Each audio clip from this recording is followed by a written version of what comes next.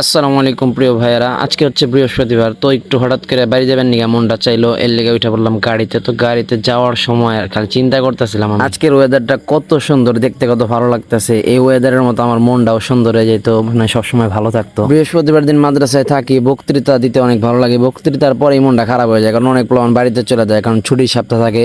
তো তারপরে হয় কি, মাদ্রাসায় থাকতেও ভালো লাগে না, আবার বাড়িতে আছে যেমন বাড়িতে আইতেও ভালো লাগে না। কি কারণে ভালো লাগে না? কারণ হচ্ছে বাড়িতে আসি মাত্র 24 ঘন্টা সময়ের জন্য, আবার চলে যেতে হবে। এই যে বসে রয়েছে, আবার চিন্তা লাগতেছে আগামী 24 ঘন্টার আগে চলে যেতে হবে, এর লিগে আর ভালো লাগে না। তো যাই হোক, সবকিছু মিলে আমার মনটাও কিছুটা ওয়েদারের মতোই আমি খেয়াল করলাম। যেমন এই যে বর্তমান পরিস্থিতি, অনেক রোদ থাকে, আকাশটা অনেক সুন্দর থাকে। এই সুন্দর থাকার পরে আবার হঠাৎ করে হয় কি, বৃষ্টি নামে। আমার মনের অবস্থাও কিছুটা এমনই বর্তমানে। জুদা হোঙ্গে হাম, কবি খুশি কবি গম।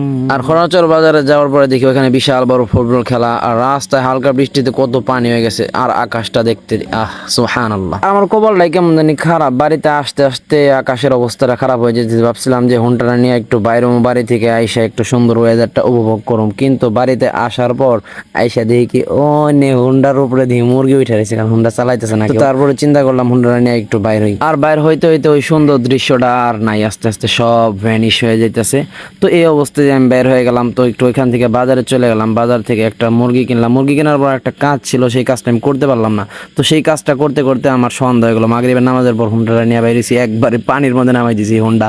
তো কি কারণে নামাইছি এটা আমি একটু পরে কই। যে কষ্ট হয়েছে আজকে, এই যে এখন বইলাম হবাই গিয়েছিলাম ওইখানে আমি ওই আনার জন্য, এই যে আমার মিতা রাকিব আনার জন্য ফোন দিয়া পরে। এই পর্যন্তই আজকে।